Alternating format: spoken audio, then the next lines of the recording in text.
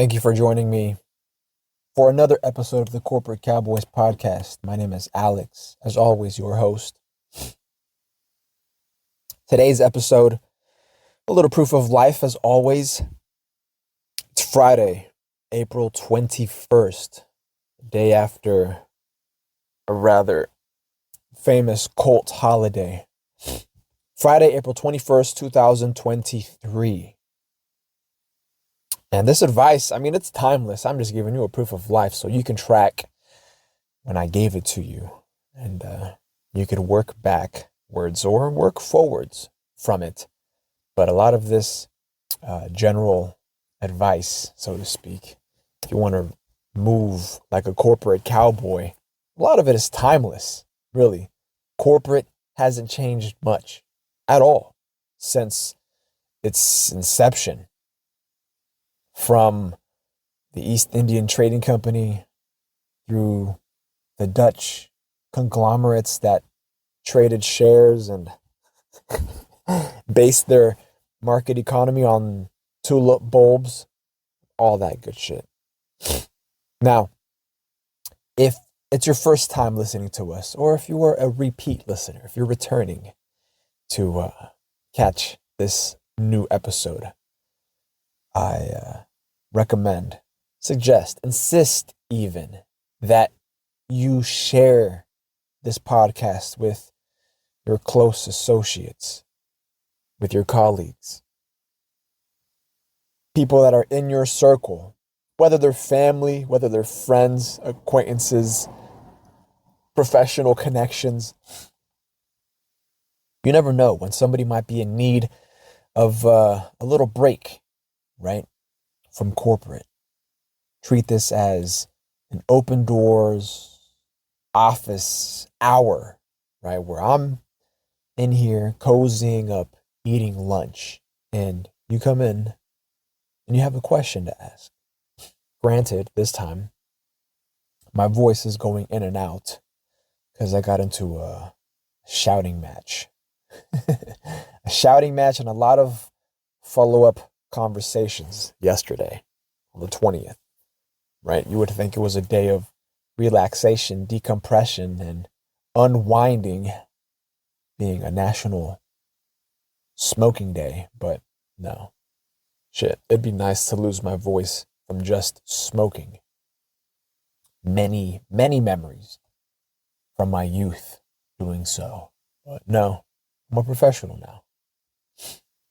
Today's question is coming from r/CareerAdvice, right? And a little disclaimer, a little forewarning. Anything you hear, what you hear across these episodes, even though they might sound like advice, they're general more than anything because we don't have the hypothetical client in front of us. So we can't actually follow up with questions, with interviews to be more specific in our opinions. So anything you hear across this medium of the Corporate Cowboys podcasts, none of it should be construed as legal advice. You have to at first engage us, retained us in some capacity to be your legal representative.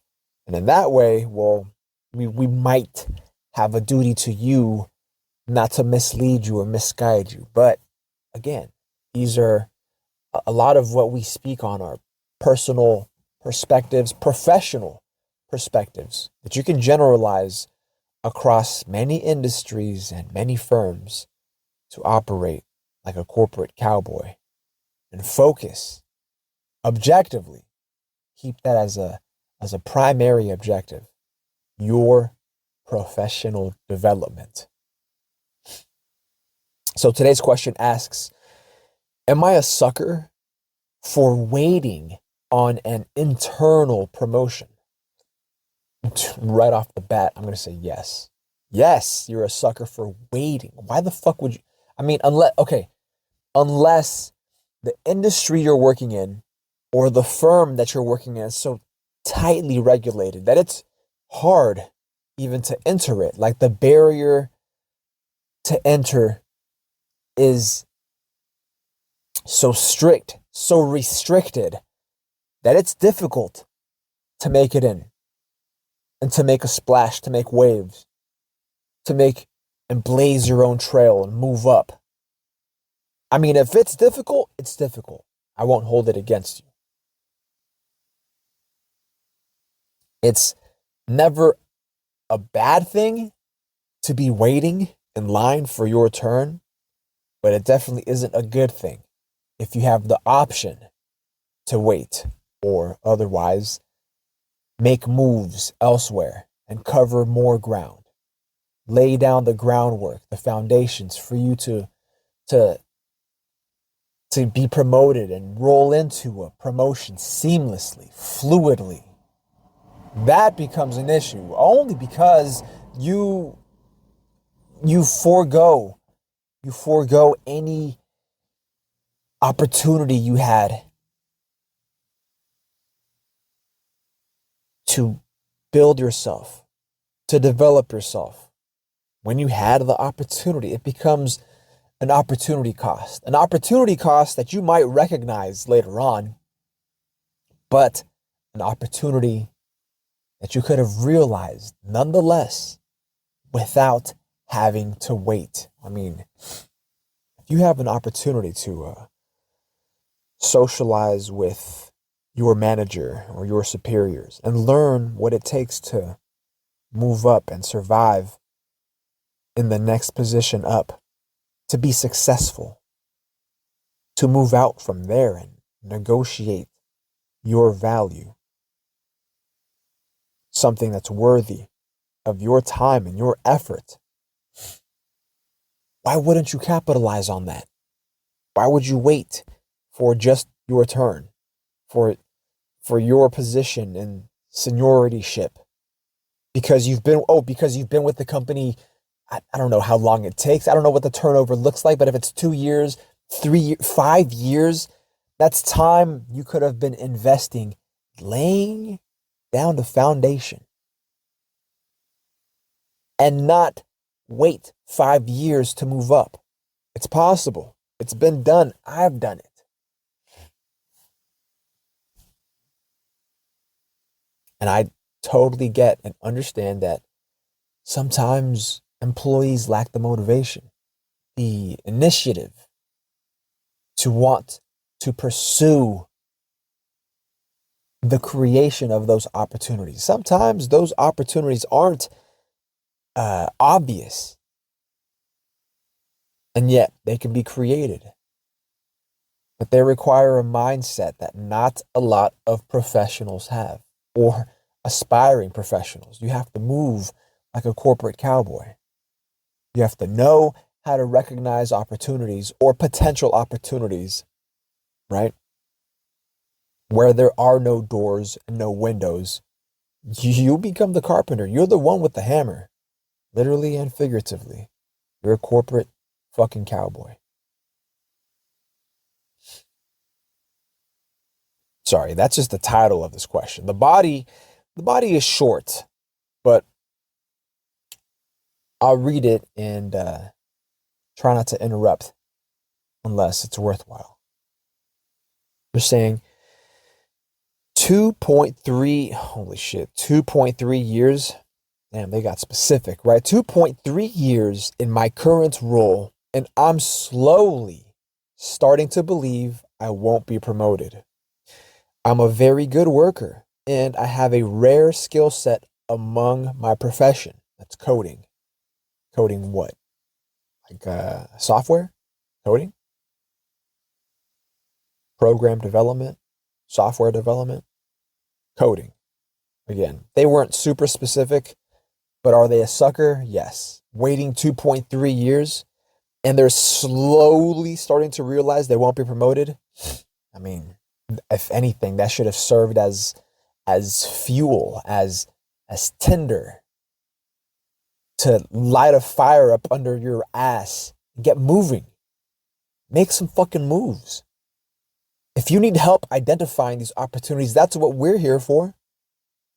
If we had them in front of us, this hypothetical client, we'd have a slew of questions to interview them with and get a better picture of their situation to be able to strategize a plan of action, something they could actually execute. Granted, a lot of this comes with risk. I don't know how outgoing, or I don't know how bold, how much courage they have when they're working and coding. Again, I'm not going to stereotype that they are the quintessential nerd with no social skills and no network. It is possible, of course, but it's also possible that they are a nerd and they do get out. They do socialize. They're capable of developing a professional network that they can leverage and take advantage of. They say they're a very good worker, and they have a rare skill set in their profession, which is coding. I mean, I don't know if they've done the research to be able to validate, to be able and legitimize the fact that their coding skill or programming skill is rare, because given the recent happenings in the tech sector, a lot of layoffs have been taking place. Doesn't sound too rare or as rare as the hypothetical client is making it out to be.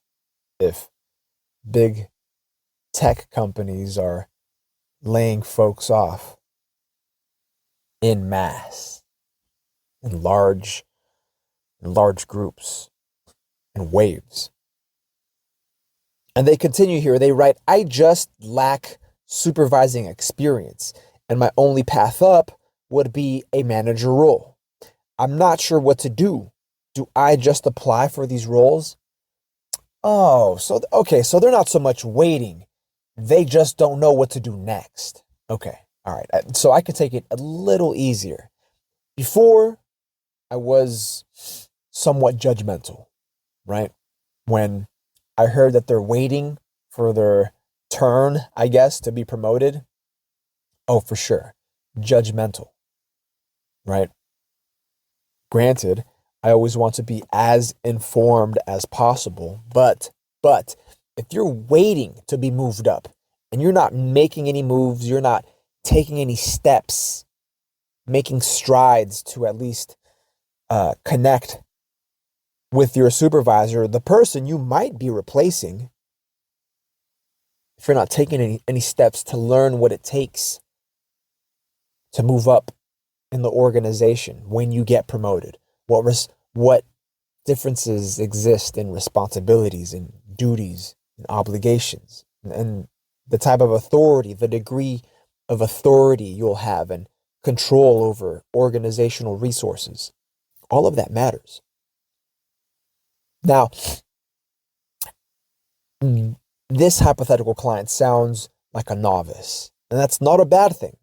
That's not a bad thing. They just don't have any managerial experience. They haven't gotten that exposure in the working experience they have now.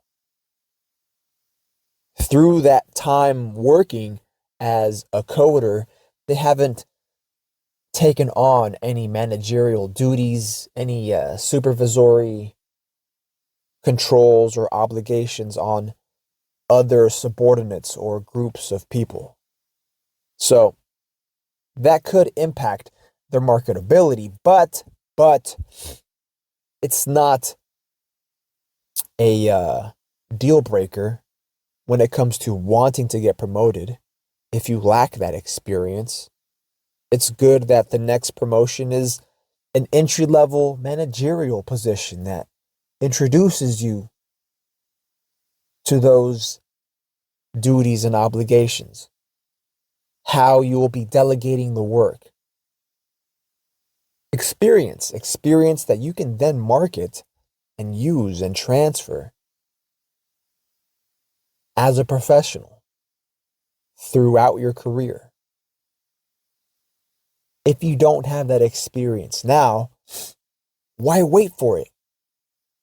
You're asking what to do next. When it's apparent, it appears that you know what to do next. You know what position comes next, and that is that of a manager, that of a supervisor. So it's about time you get started working towards that, finding out what the requirements are, the requisite knowledge and education that you need to be successful in that position. That would put you head and shoulders above other potential candidates who are just, quote, waiting their turn. You don't have to be that person. You take the initiative. You get active on them. You could necessarily promote yourself.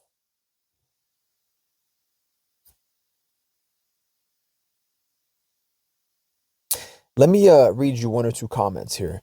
This was a pretty short prompt, but I feel like I answered it to a relatively good extent. If they're waiting to get promoted, I feel they're doing something wrong. They could be working on getting promoted. They could be making advances. They could be taking steps, even if they're baby steps, to getting exposure to the work of a manager, to the work of a supervisor. So when the promotion comes down, it's seamless. You just roll with the waves. Go with the flow. Why? Because you already know what a promotion entails. If there are additional obligations and duties, those are things you need to be wary of, that you need to pay attention to, be mindful of. Really, really consider your position and whether or not it's worth either waiting for the right time or you going out and making time to be right and get right. Get promoted. You can work on promoting yourself. The first comment here says, when you are too good at your position, management doesn't like to promote you. Damn, that cuts deep. And I've been in a similar position before, both as an employee and as a manager, because it's true. It's true. I think this is more so the case, and maybe I'm a little biased. Maybe I'm playing the devil's advocate by default here, right? As a member of the corporate community, as a corporate cowboy, I've got to think like corporate, but move like a cowboy, right? Running and gunning, shooting from the hip. But that's not to say that when you are dependable and there just aren't any positions into which you could be promoted to. Yeah, I've been strained. I've been conflicted whether or not to further develop my employees while I have no positions to promote them to. It could be not painful. I think they're like the inverse of growing pains. You outgrow your position. I mean, I could do the most. As your manager, I could do the absolute most to get you trained up, to get you educated, to just drop knowledge on you with the purpose of you soaking it. But if I don't have a spot to promote you into, it's not that I don't want to promote you. It's not that you're uber dependable and super reliable, so I wouldn't want to miss out on having Alex work this shitty position because I don't want to promote them as a manager. I might not have any managerial positions for you. Now, I mean, you want to think like a manager. Think about the team you're cultivating. Think about the number of subordinates and the span of control you have in your organization, whether or not there are opportunities you can create for expansion, for organizational uh, organizational development. And then further, even further,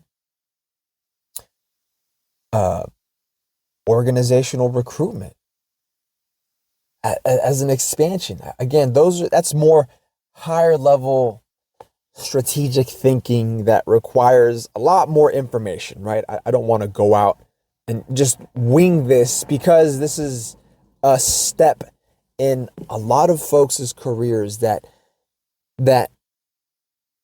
rarely becomes reality unless it's done right. If it's done right, then success more often than not is a form of compromise, right? If and I've said this before in many other podcasts, any change that's created in the organizational structure or the organizational hierarchy, by and large, it's treated like, oh, it's more work.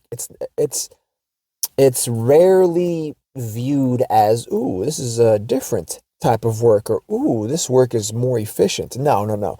Because it's different work, because it's work that did not exist before. It's treated as more work.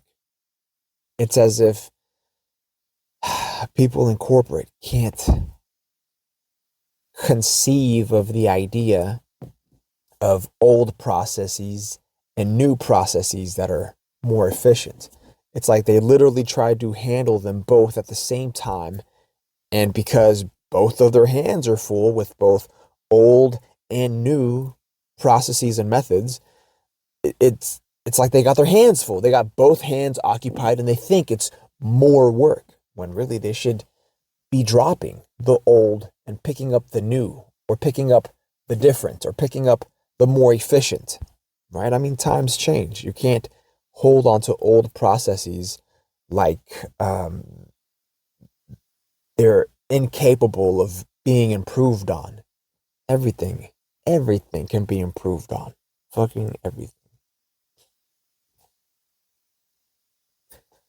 The second comment here, they write something different, obviously. Oh, actually, the first comment continued. That was the first sentence. The second sentence here: why would they give you more money when you're already doing so much for them right now for free? Okay, where, I think this first comment here really jumped to conclusions and rode in on some assumptions. And you know what they say about assumptions? It makes an ass out of you and me. That's what they say. You know what they say about assuming? It makes an ass out of you and me. Okay, fine. But this first commenter is writing as if they believe the hypothetical client is already working in this managerial or supervisory capacity and not being compensated for it? Question mark. No, the hypothetical client never mentioned that. The hypothetical client, if anything, recognizes that that's the next step. And I guess they just don't know how to take that next step. Short of us attaching a line to their feet, to their arms and legs, and treating them like a weekend at Bernie's, right? Just puppeteering them onto the next phase of their career, which I would think is getting promoted. Yeah, no, this first comment jumps to conclusions and I think makes assumptions, creates additional facts that just aren't there to confirm the hypothetical client's assertions, right? Really what they're asserting is a question. Is there confusion? Whether or not there are steps to take, and what steps to take to get promoted.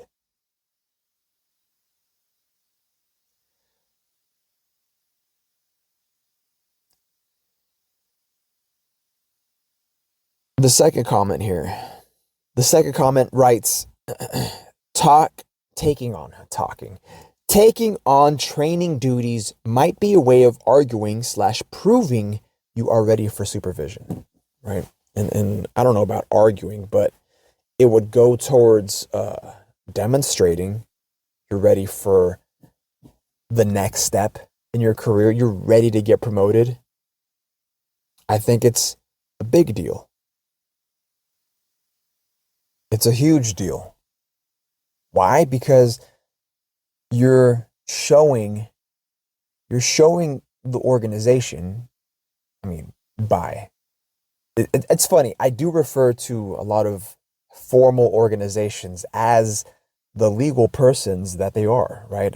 Granted, they don't really have a livelihood. They're not made of flesh and blood, but you are showing your managers, which are agents of the organization, you're showing them that you're ready for the next step. You're nipping at the bit, right? Chomping at the reins, so they call it, to get promoted, to want to move up, to learn what the responsibilities are, what the duties entail for the promotion. And it's not so much a finesse as it is convincing and persuading that you're ready, that you can take it on, that you can hold it down. I mean, this is, after all, corporate war you've signed up for. I mean, we're all born into it. But very few times are opportunities just handed to you on a silver platter. If they are, that's something you want to be suspicious of. You want to be suspect of. Suspicious of? Yeah, just suspicious of. Why? Because there really isn't such a thing as a free lunch. If you wait your turn and they just hand it off to you without any fuss because, oh, you've been with the company for 5 years, so it's about time Alex got promoted to, I don't know, a senior lead manager supervisor, right? It's about time. He's got 5 years. What, do you think they're going to open up a space to dialogue with you and negotiate your compensation? No. You should feel lucky almost. At least that's the message they're going to try and convey. You should feel lucky that it's your turn. Your time has come to get promoted. And you should graciously accept this additional dollar per hour in compensation. I don't know if you get paid hourly or salary. You should be happy you got an additional $500 in salary. I know that's horrible. That's borderline sexual assault in terms of compensation. I mean, if from one promotion to the next, again, depending on the organization and the overall duties and responsibilities you take on, if you are not given the opportunity to negotiate, that's how you know you fucked up, because you didn't take the steps to secure this promotion on your terms and negotiate those terms as far as your compensation, your benefits, and your authority goes. You want to know. You want to know what it is you can count on for the company, from the company. If the company knows that they can count on you, if you've been with them for some time, you can show what kind of returns they can expect on their investing time and money and effort and energy into you to train and educate and develop you into a manager, into a supervisor, and into the next step up. You get another stripe. You get higher. You become higher in rank. You become a lieutenant, a general. I don't know what your title would become, right? But you want to move like a corporate cowboy, always, forever. That's what we strive to attain, is that state of consummate professionalism. We can't rest on our laurels. That's an that's an inconceivable way of gaining professional experience. That's it's preposterous. I don't know what got into me to start using $3 and $5 words, but it is what it is. I am a professional. I am how I talk. I am how I walk. I talk the talk. I walk the walk. So I'm telling you, you find yourself in a position where you don't know what to do next. Do more, but let them know you're doing more. Let them know why you are doing more. And ask them what comes next. Show them you're hungry. If they can't feed you, and by feeding you, I mean if they can't train you, if they can't educate you, drop more knowledge, give you open up more responsibilities, more authority, more resources to developing you professionally. I mean, shit, maybe it's time to polish up that resume, which should stay polished always. I mean, you're a consummate professional after all, are you not? You can find us on Instagram. You can DM us. That's at Corporate Cowboys with a Z. The podcast is also on Patreon. You can follow us. There are multiple tiers to subscribe to. That's the Corporate Cowboys podcast. If you want to donate just outright, there's a couple of links floating around, and always write to us. Send us goodies. That's P.O. Box 3372, Rancho Cordova, California, 95741. Again, that's P.O. Box 3372, Rancho Cordova, California, 95741. And that box is checked frequently. And just be patient for us. We enjoy reading your letters, and we'll answer all of them in due time. I'll catch you later. Take care.